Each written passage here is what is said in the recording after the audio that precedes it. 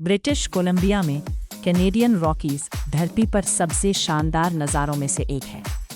Rockies Alberta और British Columbia दोनों में फैला हुआ है, जबकि बीसी साइड एक अनोखा नज़ारा दिखाता है, जिसकी खासियत है गहरी घाटियाँ, माउंट रॉबसन जैसी ऊंची चोटियाँ और थोड़ा गीला मौसम जो हरे भरे जंगलों और शानदार झरनों को बढ़ावा देता है। चूना पत्थर और शेल का ये 1200 किलोमीटर का हिस्सा सिर्फ एक पहाड़ की रेंज से कहीं ज़्यादा है। यह एक कॉम्प्लेक्स इकोसिस्टम, एक पवित्र आदिवासी इलाका और एडवेंचर और कंजर्वेशन के लिए एक वर्ल्ड क्लास डेस्टिनेशन है। बीसी रॉकीज की जियोलॉजिकल कहानी लगभग 170 मिलियन साल पहले शुरू हुई थी। जैसे ही नॉर्थ अमेरिकन टेक्टोनिक प्लेट पश्चिम की ओर बढ़ी, वह समुद्री प्लेटों से टकराई, जिससे धरती की पपड़ी मुड़ी और ऊपर की ओर उठी। इस प्रोसेस, जिसे लैरामाइड ओरोजीनी के नाम से जाना जाता है, ने आज हम जो दांतेदार प्रोफाइल देखते हैं उन्हें बनाया।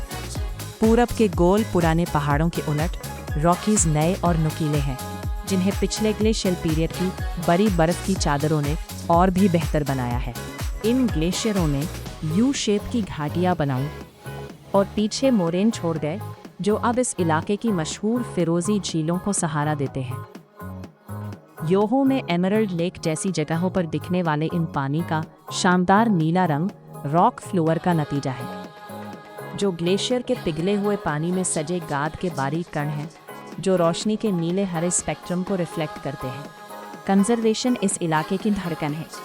कैनेडियन रॉकी माउंटेन पार्क, जो एक यूनेस्को वर्ल्ड हेरिटेज साइट है, में ब्रिटिश कोलंबिया के अंदर कई पार्क पूरी तरह या कुछ हिस्से में शामिल हैं, जैसे योहो और कूटने नेशनल पार्क और माउंट रॉबसन, हैम्बर और माउंट एसेनिबॉइन प्रोविंशियल पार्क। ये सुरक्षित इलाके नॉर्थ अमेरिकन वाइल्ड लाइफ के लिए एक ज़रूरी कॉरिडोर का काम करते हैं। बड़े मैमल्स, जिनमें ग्रिजली बेयर, ब्लैक बेयर, मूस, एल्क और माउंटेन गोट शामिल हैं, इन ढलानों पर घूमते हैं।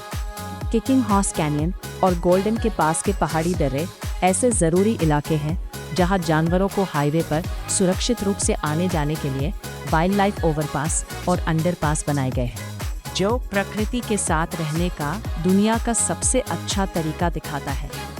योहो नेशनल पार्क, जो कॉन्टिनेंटल डिवाइड के पश्चिमी ढलान पर है, शायद बीसी रॉकीज का सबसे आइकॉनिक रिप्रेजेंटेटिव है। इसका नाम एक क्री शब्द से आया है, जो हैरानी या अचरज दिखाता है, और ये पार्क इस पर खरा उतरता है। ये कनाडा के सबसे ऊंचे झरनों में से एक ताकाको फॉल्स का घर है, जहां डेली ग्लेशियर से पानी 373 मीटर नीचे गिरता है। योहो में दुनिया भर में वैज्ञानिक महत्व का एक राज भी है, बर्गिस शेल। इस फॉसिल बेड में 500 मिलियन साल से भी पहले के कैम्ब्रियन पीरियड के नरम शरीर वाले समुद्री जीवों के अच्छी तरह से सुरक्षित बचे हुए हिस्से हैं।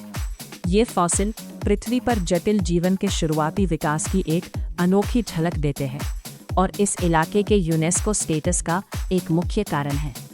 कूटने नेशनल पार्क एक अलग लेकिन उतना ही शानदार नज़ारा दिखाता है। कॉन्टिनेंटल डिवाइड की बर्फीली चोटियों से लेकर रॉकी माउंटेन ट्रेंच के सूखे, धूप से भीगे डगलस फर के जंगलों तक फैला कूटने एक ऐसा पार्क है जिसमें कई तरह की चीज़ें हैं। विजिटर पेंट पॉट्स का अनुभव कर सकते हैं, जहां आयरन से भरपूर ठंडे मिनरल झरनों ने चमकीले गेरू रंग के तालाब बनाए हैं, जिनका इस्तेमाल पहले कतुनाक्सा लोग पिगमेंट के लिए करते थे। आगे दक्षिण में नज़ारा रेडियम हॉट स्प्रिंग्स में बदल जाता है, जहां कुदरती तौर पर गर्म मिनरल पानी आसपास की बर्फ से ढकी चोटियों से बिल्कुल अलग दिखता है। ये पार्क आग और बर्फ के मिलने को दिखाता है, क्योंकि हाल ही में लगी जंगल की आग ने नज़ारे को फिर से नया कर दिया है, जिससे नई ग्रोथ और पक्षियों और मैमल्स की अलग अलग प्रजातियां पनप रही है। बीसी रॉकीज के उत्तरी स्काईलाइन पर माउंट रॉबसन प्रोविंशियल पार्क सबसे ऊपर है। माउंट रॉबसन पूरे कैनेडियन रॉकीज की सबसे ऊंची चोटी है, जिसकी ऊंचाई 3944 मीटर है। ये इतनी बड़ी है कि ये अक्सर अपने मौसम के पैटर्न खुद बनाते हैं। अक्सर बादलों में ढकी रहती है, जबकि आसपास की घाटियां साफ रहती हैं।